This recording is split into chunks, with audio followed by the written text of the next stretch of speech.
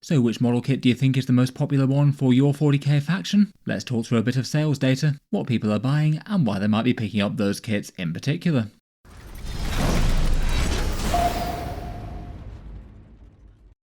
Hello and welcome back to Warspec Tactics, where today we're talking about Warhammer 40k model sales, and for this one I thought I'd go through each and every faction in the game and talk about the most popular kits for the army.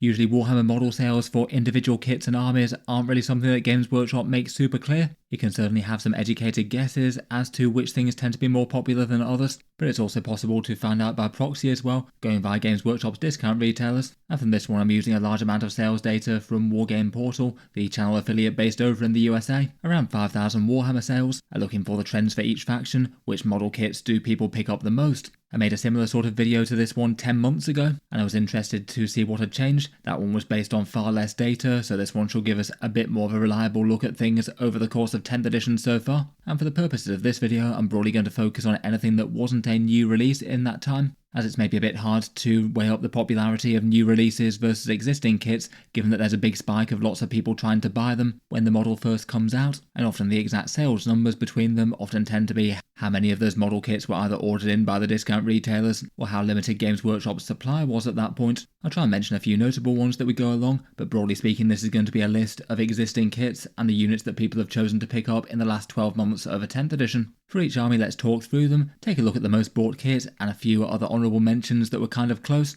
and a few thoughts as to why those kits might have been popular over recent 10th edition 40k. Obviously a big thank you to Mac at Wargame Portal for the data for this, and I'll certainly give their store a shout out as a good place to get discount Warhammer 40k in the USA. They have a very good discount rate of 15% off Warhammer kits compared with Games Workshop's web store, and that also applies to the online only things that not all discount retailers do at that big discount. They can back order things not in stock, so it might take a bit longer until Games Workshop fulfills the order to them, but that can be another way to go through them to get the big discounts on Warhammer kits, and have plenty of other offerings as well with their 3D printed stuff, and a bunch of other hobby supplies. A big thank you to them for the data for this one, and as always you can support Warspec Tactics by any Warhammer 40k purchases through them. There'll be links down in the video description, as with the other discount retailers around the world. All that being said, let's jump straight into it, and starting with the Space Marines, unsurprisingly the biggest selling army in Warhammer 40k, and it's the Primaris Gladiator tank that's the single best selling model for the Marines. They're a $92 kit, or $78 from Wargame Portal, and are basically the Primaris Hover Predator, trading tracks for grav plates, and coming in their 3 different variants with the Lancer, Reaper and Valiant. In 10th edition in particular, Gladiator Lancer started out as one of the very easy anti-tank things to be able to include in an army list. They've been strong all edition, and they're still very usable now. Gladiator Reapers have also had a good time as well, particularly in Ironstorm Spearhead as a bit of anti-horde there. And they released a fairly recent model coming out at the start of 9th edition, though in 9th edition their rules were generally underwhelming for the vast majority of it. It means there's lots of Space Marine players out there, but not that many had Gladiator tanks. Otherwise, making up the top 5 for them is the Land Raider, a pretty iconic unit that really found its flaw in 10th edition, actually delivering things into combat well, and not caring anywhere near as much about being tagged in close combat in 10th. Hellblasters are the 3rd most popular, just a pretty fun and generally easy to use Marine infantry unit where you get a lot of points in the box for the money. Lots of good reasons why they might be a popular unit for newer players. Jump Intercessors were number 4. They were top tier for Space Marines for quite some time, still very usable and great for the Blood Angels of course, and then in 5th place were Aggressors. I feel like they're probably a little bit more skewed towards early 10th edition where they were one of the strongest things that you could fill with a bunch of combos. They may be falling on slightly harder times for the guys in Gravis armor right now. Otherwise for Codex chapter stuff, it was interesting to see that Adrax Agatone and Vulcan Hestan were actually the most selling out of the specific characters, followed by Rabute Gilliman of the Ultramarines. Obviously loads and loads of other Space Marine units that were really big sellers, rivaling the top sellers of plenty of other factions. For the Astra Militarum, they of course have had their big recent Krieg release wave. Lots of kits sold a lot there, but as mentioned, hard to weigh them up against the stuff that was already on sale. The Krieg launch box looked like it was the single most popular out of everything there though. For more guard staple units, the most popular thing is the Lehman Russ battle tank. Again, masses of these being sold, particularly with the excitement around lots of people jumping into the faction for the recent codex. A kit that cost $65, and an iconic tank of the Astra Militarum going back to the early days of 40k. Either using the trusty battle cannon or a whole host of different turret variants, all of which now mercifully come in the same box so you can magnetise them quite well, as well as perhaps being the best known and most recognisable guard kits. They just usually tend to be some of the best damage dealers as well, the army playstyle often being infantry to take penetrate the midboard of various types, and the true damage coming from tanks behind the lines. They're also quite good points for the money, and you can field really quite a lot of them as well with the multiple different variants. You can put entire squadrons on the table if you should so wish, particularly of the cheaper variants like the effective and scary Vanquisher. Otherwise, in second place were the Tempestus Scions. I've got no doubt that they were buoyed up in a big way by the Bridgehead Strike. They've been a strong competitive unit even before that though. Sentinels came in third place. An individual scout sentinel or two has been one of the easiest things that you can add into a guard list to add some strength. They've just been very effective and cheap little units. Rogel Dawn battle tanks have also risen in popularity, probably partly due to the commander datasheet coming out, meaning that you can spam loads of them if you want to. And then next on the list is the Chimera, maybe a bit weaker in the Guard Codex versus the Taurox, but had been a staple prior to that, and the Kazakin Kill Team Squad, generally having been an interesting unit for most of 10th, and that remains the case into the Codex, now they're able to use their orders out of transports. For the Adeptus Mechanicus, the most sold kit here were the Iron Strider Ballistari, which you can also use to make those Sidonian Dragoons. They're $62 a piece or $53 from Wargame Portal, and generally seen as with quite a lot of the AdMech as a pretty expensive kit for what they are. From experience of building a few of these, they do take a surprising amount of work just to assemble, particularly if you want to magnetize bits as I did. Both variants have been pretty strong units both in 10th edition and prior to that, Iron Striders having good anti-tank and the Dragoons being some fairly serious melee, and often tend to be quite good units for buffing tactics and stratagems. They're often models that you might well want to field multiples of in an army, either in one big squadron or going about individually for harassment, so that's probably one of the main reasons why they outcompete the other AdMech stuff. Otherwise, Castellan robots were the second best selling kit. Quite a fun AdMech unit and one of the easiest to get up and painted on the board for a lot of points compared with the rest. The Skitarii troops follow that as pretty pivotal to the army, and the Scorpius Disintegrator that can also be built as the Dune Rider was fairly popular. Dune Riders have generally been good, and the Disintegrator has really risen as a more effective individual anti-tank thing in itself now. For the Sisters, it's the Castigator tank that's currently the biggest seller, a $92 kit for essentially what amounts to the Sisters of Battle Predator tank, 3 heavy bolters backing up a battle cannon or autocannon. They've been a good source of general purpose holy firepower in 10th. Early on, Sisters just weren't really very viable outside of armor spam, and then when the Codex came out, they just got better really. The battle cannon still being very effective at longer range, unlike most Sisters things, being a little bit sturdier than some units, and coming with that rather excellent AP debuff rule that can help out other units on the board. Almost all competitive lists seem to have been running multiple of them. Otherwise, in second place came the Paragon Warsuits, Sisters Elites, and a lot of points on the board for the money, which isn't too bad. The Immolator in third, certainly very powerful in Bringers of Flame, even though that detachment's fallen a hard time since the massive nerfs that it got. More than Val in fourth as the leader for the Paragon suits. They make an enormous danger unit, and she's rather good in Hallowed Martyrs as well. And then the Palatine came in fifth, who's been one of the most effective leader characters for the army. For the Grey Knights, perhaps unsurprisingly, their Combat Patrol takes the lead here. The Grey Knights Combat Patrol is rather excellent, basically the entire army in one box, getting you 1 Dread Knight, 5 Terminators that you can build as Paladins, 5 Strike Squads that you can build as the various different variants, and then a Terminator Librarian, who with Vortex of Doom with the mortal wounds from that has been a staple in a lot of armies since 10th came out. To basically get a balanced Grey Knight army on the board, it's pretty reasonable that you could just go out and buy 3 copies of this, meaning for the most part that you wouldn't really need to ever buy these kits individually. After that, the next most popular units are Caldor Drago, a bit of a powerhouse and great for leading the Terminators and getting them into close combat as needed. Castellan Crow is after that, maybe a bit patchy with how effective he's been in game in 10th, but is notable as the only Grey Knight unit that's had its modern Primaris scale resculpt, and Paladins are after that, so seemingly a few more people wanting some Grey Knight Terminators on the go. For the Adeptus Custodes, again I probably suspect that the Combat Patrols might mess with the numbers here. The previous one was considered a really good one with its Virtus Praetors and Sisters of Silence, and the new one also considered really good with its Terminators and Wardens. As it's a new release though, it got loads of interest for that, so kind of hard to say how much it's outcompeting the other sales individually. I feel like there's a good chance that the new Combat Patrol should probably be in the top spot for the Custodes army though.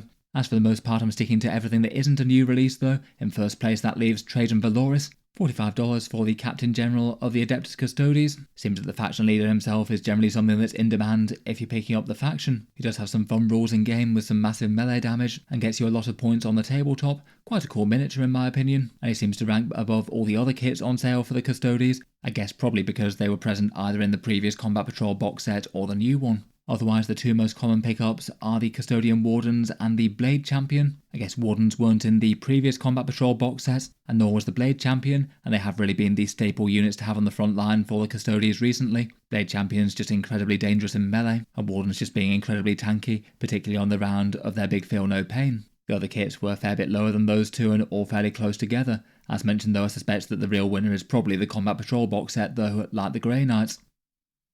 For the Knight households, I thought it made sense to talk Imperial and Chaos Knights together, just given that they have overlap of a lot of kits, and basically all the Imperial ones can also be used as Chaos Knights. As a result, it maybe sort of stands to reason that the top three are the Imperial ones that can also be used by their heretical kin, and the top seller does appear to be the Knight Questoris, the big standard Imperial Knight multi-build one, with the options to build all the standard variants, and be fielded as the despoiler for the Chaos Knights, and also being used as Canis Rex for the Loyalists as well. Maybe that could be an extra thing that's tipped a few people into picking one up, Canis Rex being really quite effective and just so strong for so long recently. The kit I think is really quite a nice one with a lot of fun factor and loads of big areas where you can do some cool freehand or conversion work. I certainly enjoyed making mine, and a really quite a nice model to magnetize up as well. The Knight Armiger kit that builds the Warglaves and Helverins was only just behind this as well, basically on the same numbers of sales near enough. They've basically been strong units for the Imperial Knights basically as long as they have existed, and for the Chaos Knights if you wanted to field Wardog Executioners then you'd need them. The Dominus and Tyrant kits are a bit behind that, and then the Chaos Knights follow slightly behind that with the Wardogs and the Knight Abominant / Abhorrent class kit.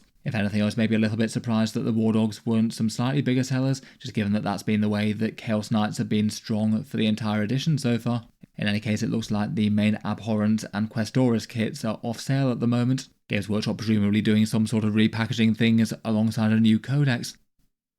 For the Imperial Agents, I think most people might have predicted that it'd be the Calidus Assassin, the sneaky lone operative with the polymorphine and big hair that can infiltrate the enemy command structures and strike some deadly blows, has been put to good use by a whole bunch of Imperial armies doing secondary objectives, banding on and off the board, and providing a whole bunch of utility value, and maybe even disrupting some stratagems as well. It rarely tends to be a particularly bad choice to take one along. Otherwise, for the Imperial Agents, the next most popular is the Vindicare Assassin. I feel like they do have a bit of an awesome rule of cool factor. They maybe tended to be fairly popular towards the start of 10th edition too.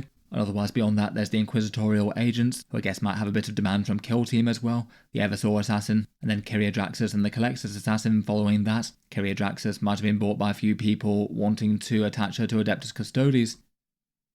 Finally, for the Imperial armies, we've got the Divergent Space Marine chapters. For Space Wolves, the top seller has been the Thunder Wolves by a kind of ridiculous margin. They've been pretty much the army-defining unit for Space Wolves in 10th edition. Really powerful both in Stormlance and Champions of Wrath. Several lists in the past have used a full 18 of them, backed up by maximal character attachments, then proceeded to march them up the board and put the enemies into Wolf Jail. The models are a bit zany and represent a sort of semi-mythical Space Wolf formation, but certainly have a lot of fun factor, and maybe just feel a little bit less likely than some of them to be outright removed and replaced by a Primaris equivalent in the near future. I'd guess they might have a little bit more chance of surviving into the long term, though who knows with Games Workshop and Firstborn and Legends. In any case, if you wanted to field a meta Space Wolf list in 10th edition, it's likely you might have been picking up a whole load of kits of these. Otherwise, the rest of the unique Space Wolf stuff was far behind. Interestingly enough, it was their unique Iron Priest next, and then Fenrisian Wolves and Combat Patrol Space Wolves, interestingly. I'm maybe kind of surprised at a few of those. Seems that more people have been picking them up compared with, say, Ragnar Blackmane and Logan Grimnar.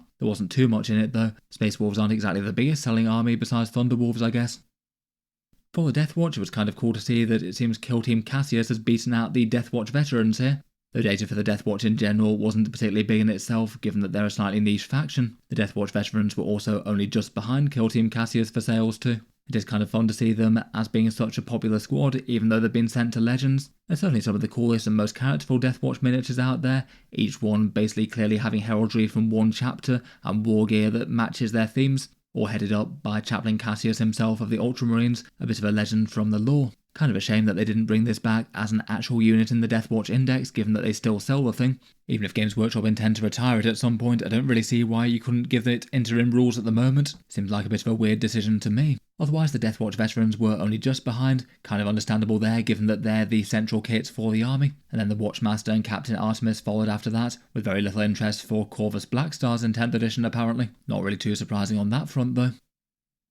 For the Black Templars, the single most popular unit for them was the Sword Brethren, a $62 kit for 5 Primaris veterans, armed with some fun gear between their chain swords, power swords, lightning claws, and more. And I feel like they're really quite a fun and nice looking unit that embodies the themes of the chapter. In 10th, they've typically been a pretty scary Templar melee unit, particularly with characters attached, giving Hellbrecht the +1 damage rather monstrous, and that little combo can solo the vast majority of things in the game, even with just 5 Sword Brethren. In general, Games Workshop have raised the points on most Templar units though, so everything is just merely okay, as opposed to crazy standouts. Otherwise, for the Templar units, the next most popular was the Combat Patrol box set. I guess there's good temptation to pick that up if you're getting a Crusader squad anyway. Templar Impulsors are often quite handy to have as well to deliver Sword Brethren where they need to go. The Emperor's Champion and then Hellbrecht were the next most popular after that, and then the Primaris Crusader squad bought individually. Finally, for the last 2 Divergent chapters, they've both had big releases that more or less revamped the majority of their range. So for these 2, I have chosen to include their latest release wave, even if it maybe might make the data a little bit more questionable. In any case though, it does look like the Inner Circle Companions have been the most popular kit of recent times, and that does kind of stand to reason. They're a really quite cool looking recent release, and have also been a strong unit in game since Games Workshop redid their combat profile, and on top of that are a unit that if you want to field a squad of 6 of them, Games Workshop have helpfully made it so you have to buy 2 kits, which probably ups the purchase rate of people wanting to pick them up. They were very popular miniatures though, rated as some of the best looking models out there in 40k for Games Workshop's recent releases, a nice return of the Dark Angels robed veterans, and they have some fun backstory with being the Lions Redeemed Fallen. Otherwise, not too far behind them were the Deathwing Knights, the other recently released big elite units that a lot of people have been putting on the table in competitive games quite a bit. Then after that we had Grandmaster Azrael, who'd certainly win if we weren't counting the Dark Angel's more recent release. He's been an auto-include all addition for rustle out command points for the Unforgiven, plus having some good unit buffs too. Asmodai was another very popular character release for their recent release wave, and then the Primarch himself follows after that with Lionel Johnson. I guess for people either starting the faction or who didn't choose to pick him up when he released in Arcs of Omen. Otherwise, we've got the Blood Angels as well, and again I did choose to include their latest release wave there, just given that it basically replaced the majority of their unique units out of just a few. If we were going for non-new miniatures, it'd go Dante, then Mephiston, then the Baal Predator. For the recent releases though, it looks like the Sanguinor was the single most popular of them, a $45 miniature, and basically the reincarnation of the mysterious guardian angel of the Blood Angels, soaring aloft on his banks of parchment holding his blood chalice, and has some pretty fun appearing combat style special rules with fights first, dropping down from nowhere and slaughtering a bunch of foes that just charged you. While Mephiston maybe stole his thunder a little bit just after the Codex release, after he went up in points a bit, it looks like the Sanguinor now seems to be being played as the slightly more preferred lone operative out of the 2. Otherwise, after that, for the recent releases, Combat Patrol Blood Angels has also been popular. I guess that's generally the one that you'd go to if you want Sanguinary Guard, and you can use the Assault Intercessors as the slightly weak effort Primaris style Death Company that Games Workshop do now. Then after that it's the Sanguinary Guard individual kit, and then the Sanguinary Priest, and I feel like the launch box will have maybe warped the stats a little bit on that for things like Astaroth and Lamatis, lots of people having picked up that and got them there. Moving on to Chaos next, and first up we have the standard Chaos Space Marines. I thought for these it made sense to do 2 lists, one for overall and one excluding all the things that can be fielded by the other deity legions, as I guess that a fair amount of these are probably getting sales from the other ones to drive them to become top. Chaos Rhinos have been kind of ubiquitous in 10th, a pretty old basic dedicated transport vehicle that doesn't try and do anything too fancy and just gets your Space Marines from A to B. Pretty great as being a bunker to charge out of for things like Legionaries and Chosen for core Chaos Space Marines. It was also strong for things like Plague Marines and the Biologist Putrefier or Khorne Berserkers for the Deity Legions. I've seen some people use Rubric Marines with them too. They've been a pretty helpful thing to make armies more functional with the 10th edition transport rules. Otherwise, Chaos Land Raiders have been quite popular as well. They placed in 2nd. These ones have definitely been a lot less meta, but again I guess people are enjoying Land Raiders being a lot more functional than they used to be. I do wonder if a few of these purchases might have been for conversion to Loyalist Land Raiders, given that they were sold out for a really long time towards the early part of 10th. In 3rd place it looks like it's the standard Demon Prince, a pretty cool recent sculpt miniature, and one that's relevant to all 4 of the Deity Legions, core Chaos Marines and also Chaos Demons as well, so I guess there's a lot of armies driving sales there. And then only just behind the Demon Prince is the Master of Executions, which I guess is a joint effort between being really quite good for standard Chaos Space Marines, but also for World Eaters as well, where he's basically the closest thing that they've got to a generic Lord right now. There are plenty of other popular Chaos units. The Forge Fiend, Hellbrute and Terminator Lord were all not so far behind this, as are the ones that can be fielded by some of the Deity Legions. Focusing on just their unique units though, and it seems that the single most popular kit here was the Warp Forged. That's the combined offering where you get 1 Venom Crawler and 2 Obliterators, a mini sort of Chaos Space Marine discount deal there. They're monopost miniatures but really quite recent and quite fun sculpts in my opinion. The models are quite exciting ones and can deal a bunch of damage, and they're one of the best points per money deals for the Chaos Space Marines, which I guess doesn't hurt to get a good chunk of stuff on the tabletop. I guess there's a chance they might be a little bit overstated for Wargame Portal stats in particular, given that they're an online only thing that they offer a 15% discount on, so I guess a bit better to buy there for them than elsewhere. Otherwise, for core Chaos Space Marine things, in second place were the Legionaries, I guess for people who want the additional frame rather than the sets from the Combat Patrol. Scythe is very popular in third place, and has certainly been a strong lone operative to field for Chaos Marines recently, and then after that it seems like it was the Warpsmith and Havocs, obviously disregarding all the ones that we just talked about with things like the Chaos Rhino and Land Raider, and a fair few more that could have appeal for some of the Deity Legions. Speaking of those though, next up we have the Death Guard. I wouldn't say it's too surprising to see the Death Shroud Terminators on the top spot here. $62 for the unit of 3 of them, and these have just been one of the scariest units that they can field for most of 10th. Really quite a dangerous threatening profile and good durability, and then for some reason Games Workshop in multiple balance updates have just made them cheaper and cheaper, to the point where it almost feels a bit weird not to field a good number of them. They're pretty fun miniatures as well, armoured elites of the Legion equipped with the classic Man Reaper. Reaction to the models was pretty good when they came out. I guess also being boxed in 3s is another reason why people might pick up multiple sets of them. Otherwise for the Death Guard, there were quite a lot of things that were ranked kind of close together. The next two were Plague Marines and Plague Burst Crawlers. I guess the Plague Marines have been an absolute staple as well, jumping out of Rhinos to hit things very hard. Plague Burst Crawlers were pretty strong earlier, but have been hit by the indirect nerf. And then we have Blight Lord Terminators, Typhus and Mortarion, and the Bloat Drone, Blight Hauler and Combat Patrol, all on really quite similar numbers below that. Pretty much most of the Death Guard range still being pretty popular. Even the Blight Lord Terminators, which Games Workshop haven't really been making very good in 10th.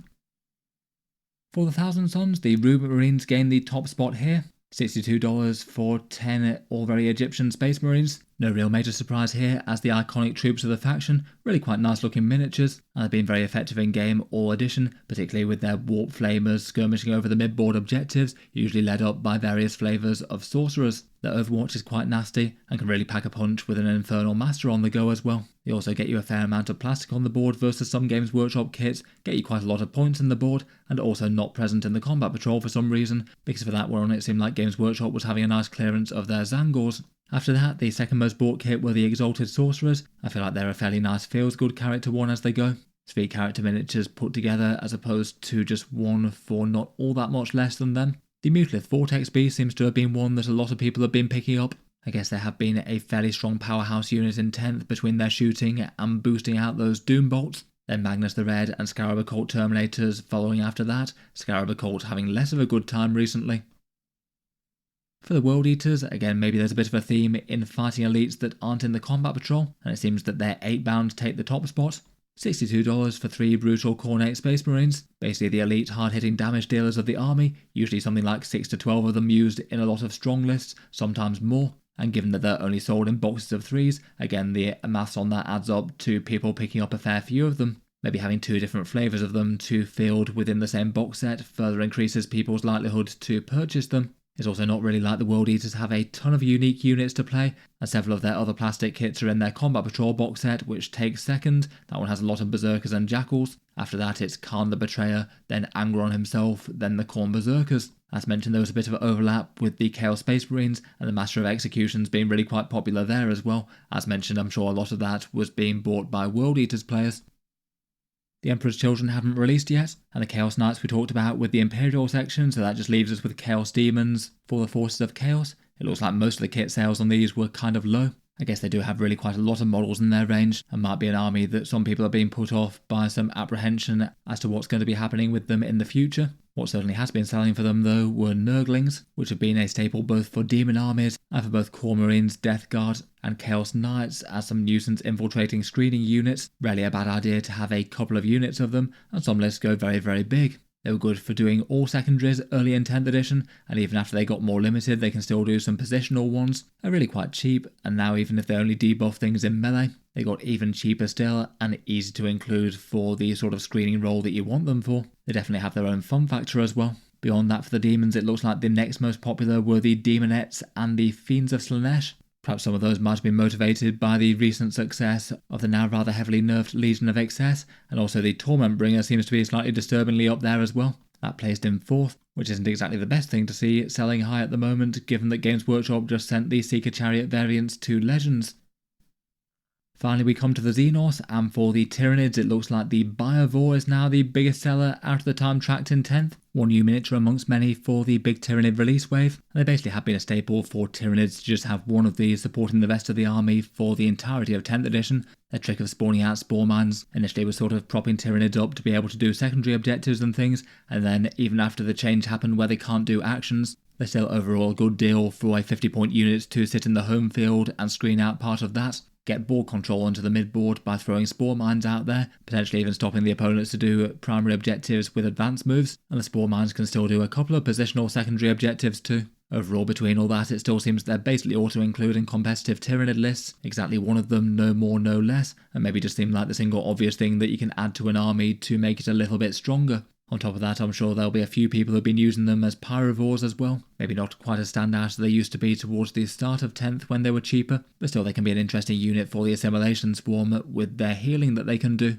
Otherwise, for the Tyranids, there were loads of things that were big sellers, with Tyranids being quite so popular with so many people joining with the Leviathan box. Next in line behind the Biovore was the Haruspex or Exocrine kit, both of them really quite big scary damage dealers for the Tyranids, though the Exocrine in particular has been the one that's been spammed in multiples in a lot of competitive lists, just one of the best damage dealers for the Tyranids, particularly against medium infantry. Then after that is the Maleceptor, again a frontline bug with a good amount of psychic firepower and really quite tough with its invulnerable save. Then after that is the Tyrannifex that you can also build as the Turvagon, particularly with the improvements to its Rupture Cannon. It hits very hard and is very effective Tyranid anti-tank now. And then after that are the Zoanthropes and Venomthropes. Zoanthropes fairly effective with a Neurotyrant to lead them, or Venomthropes pretty good for giving you a bit of stealth or cover. There are loads of other things that were very close to 5th place for this. Carnifex's Gargoyles, the Norns, the Neurolictor, the Tyranid Warriors, Hive Tyrant Trigon, the Lictor and Death Leaper. Lots of people adding a big variety of bioforms to their armies.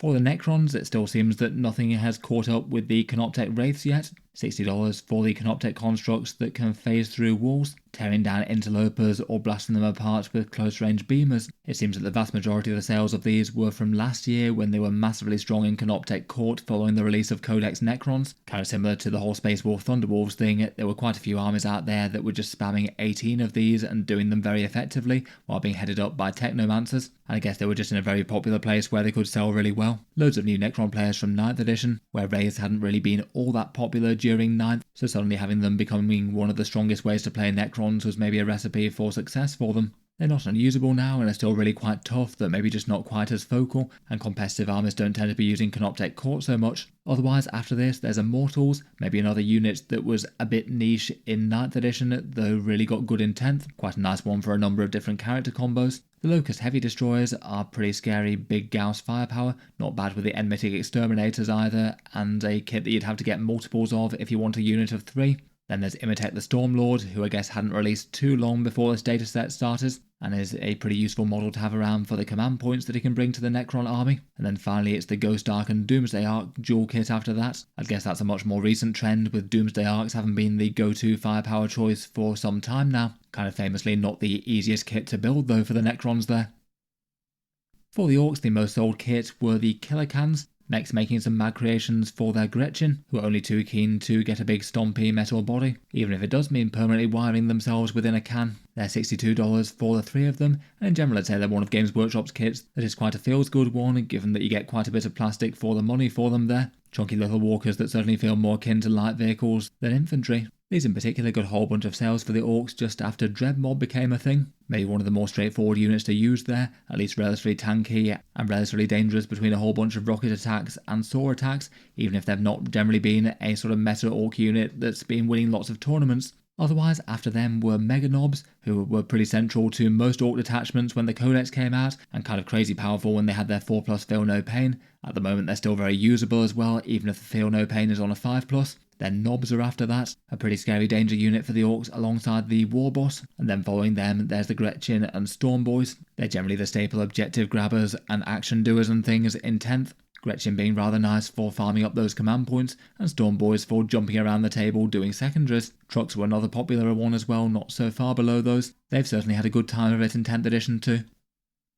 For the Tau, it's their Crisis battlesuits that are the biggest selling units, and these were ranked pretty seriously high up as well, one of the best selling kits in Warhammer 40k in general. They're $84 for 3 Tau elite suits, with a good bunch of war gear options and a ton of drones, and they are pretty much the most staple and iconic Tau unit. Fancy elite suited warriors diving into the fray with some close range firepower to deliver the killing blow to the enemy, and were an interesting unit both before and after their codex came out. Before it was all about spamming cyclic ion blasters, and then when the codex dropped, they became quite a big focal unit for their various different flavours of them, with Star Scythe, Sunforge and the Fire Knife ones, particularly in Retaliation Cadre, where they were some of the best receivers of buffs and enhancements.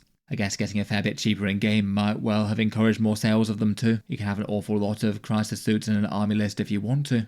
Otherwise, in second place are the Stealth suits, weirdly a unit the Games Workshop has made basically auto-include in 10th. So much of Tau damage output is linked to them marking for other targets that just about every competitive list has usually been running 3 sets of them. Then after that it seems that the various flavours of battlesuit commanders have been the way to go. Commander Farsight with his rather fun and popular new model, commanders to go alongside those Crisis battlesuits, heading them up with some big damage combos, and then Commander Shadowsun, who's been fairly interesting for some buffs and being a lone operative since the start of 10th. For the Leagues of Votann, it seems that the single most popular are the elites here, with the Einherjar Hearthguard, essentially the Votann Terminators at $62 for 5. They've generally been a pretty solid danger focal unit in 10th edition, teleporting in with Vulcanite weapons and the sustained hits 2 combo that they can do, and then being a good target for Void Armor. Games Workshop's changed them around a few times. The smaller squad's a bit cheaper, so that made them a bit more tempting in land fortresses, and admittedly they weren't helped out too much by the nerf to their Void Armor recently, and the focal detachment that centres around them doesn't really seem to have caught on. Still though, they do seem like one of the more obvious expansion units that people want to get in multiples beyond getting things like the Combat Patrol. The Combat Patrol box set plays 3rd, I guess with a small range at discount deal that gives you a chunk of things within that's always going to be at least fairly interesting. And then it was the Sagittor in 2nd, again not really too surprising there given so many Leagues of Votann army lists tend to go really quite heavy on them. Really quite efficient transport vehicles for Chthonian Berserks or splitting Hearthkin warrior squads in 2. The Hecaton Land Fortress comes after that, placing 4th. For the Aeldari, again with a recent big release wave, it's kind of hard to weigh up exactly what's most popular, given that a lot of things that people wanted to buy might have been out of stock in recent times. Quite a lot of the new range of Phoenix Lords and Aspect Warriors came in stock and then went out of stock in certain places around the world quite quickly. Just going from my channel polls for this one, it looks like people's intent to buy had Lycus first as the most popular thing, then Warp Spiders after that, and Fire Dragons in 3rd place after that. Though I really wouldn't have been too surprised if Fire Dragons wound up selling extra well due to a lot of people wanting to get them in multiples. They have been rather staples in the vast majority of Craft World's lists for a bit of anti-tank. For units outside of that release though, the first one and most popular were the Harlequin Troop, interestingly enough. I guess they got a rules boost with the Codex and have been kind of interesting for the recent Drukhari Reaper's Wager. Both of those might have contributed a bit. I wouldn't have guessed that they would have been quite this popular though personally. Otherwise in 2nd place we have Ivrain, with lots of people jumping on the Inari bandwagon. I guess Inari have been extra strong both before and after the Codex update. Then in 3rd place we had the Wraithguard or Wraithblades kit. I guess they'll be far less likely to be bought individually after this, given that they appear in the Combat Patrol box set, and the same with Dire Avengers as well. They placed him 4th as one of the more general purpose Aspect Warrior units. Post-Codex though, they're probably looking like one of the more underwhelming ones, following both them and Azaman getting hit by some nerfs recently. The new release of Aspect Warriors and Phoenix Lords certainly went down really well though. A lot of people wound up picking them up. For the Drukhari, they're one of 40k's more niche collective factions, maybe not helped by the fact that a good chunk of their range is out of production in one way or another. Their Combat Patrol was the thing that won there, and I must admit they do feel like they've got one of the single best Combat Patrols in Warhammer 40k currently. Yet 2 quite nice big centrepiece vehicles, their iconic Raider transport and then their Ravager gunboats, plus some dangerous Incubi with an Archon to lead them, and a standard squad of Kabbalite warriors which are pretty useful for grabbing objectives. They're all iconic units for the faction and certainly playable in competitive lists. Feels like this is almost certainly going to be one of the combat patrols that gets significantly worse after the update. I just can't really see Games Workshop releasing something that's on this sort of level.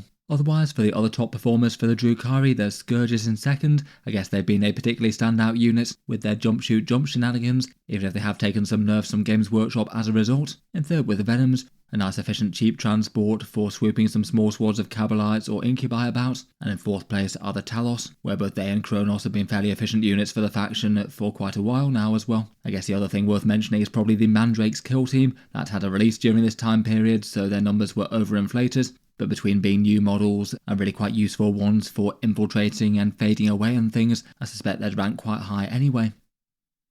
Finally, we have the Genestealer Cults, and when I last made a version of this video, it was their previous and rather great combat patrol that won this by a long way. Now that one's gone away and the new one had a release within the time window, so taking the discount deals out of the picture, the next most popular kit is the Achilles Ridge Runner, this one being the cult fast attack choice, armed with things like mortars or missile launchers or heavy mining laser, and has been maybe the single most standout efficient unit for the Cults in 10th edition. They're fairly fastish, fairly toughish, can have an okay damage output with the mining laser, but more importantly hand out their great AP-1 debuff, giving a bit of extra AP to the bit of the army that needs it the most, and interestingly it affects both range and melee as well, so you can use it to mark targets for big melee damage. As a result, for quite a while a bunch of Genestealer Cult armies were running a lot of these, and again I feel like units that come in individual ones and you might want in good numbers tend to be more popular. And again, in general, if you wanted one unit to add to a Genestealer Cult army to just make it a bit stronger, these guys would be a good choice. Otherwise, most of the Genestealer Cult squads score kind of low on this. I guess quite a lot of players would have built up good numbers of them from the previous Combat Patrol and maybe the Biosantic Brood Surge Battle Force. Otherwise, Genestealers come next after the Achilles Ridge Runner, and I guess they would have likely had some boosting from Tyranid Collectors picking them up as well. And then the Kellamorph was in 3rd after that. That just about brings us to the end of each Warhammer 40k faction then. As always with these ones, I do find it kind of fun to get a little bit of behind the scenes knowledge. Kind of interesting to see where models and gameplay meet when it actually comes to people making decisions and putting money on the table to pick things up, what gets sales and what doesn't. I feel like for Warhammer kits in general, gameplay certainly does seem to boost sales for certain miniatures. Things like Nurglings, Biovores, Wraiths and things all very much feel like they were gameplay driven.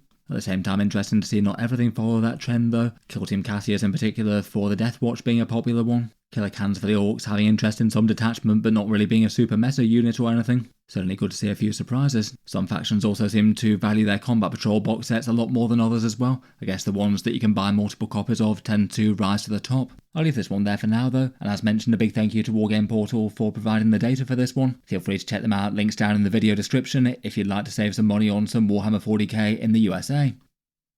I'll leave this one there for now though. Feel free to subscribe to Auspex Tactics if you'd like to see more like this. I'll certainly keep the regular 40k videos coming, with new ones out each day. If you've been enjoying the videos on the channel and you'd like to help support, as well as those affiliate discount links down below, there's also a Patreon page for the channel if you'd like to take a look at that. There's a few benefits to that, including seeing certain videos early, occasional votes to see what happens next on the channel, and automatic entry into the regular prize giveaways with a chance to win some big model kits each month. If any of that sounds good to you, then feel free to check out the links in the video description. But a massive thank you for listening, and I'll hope to see you guys next time.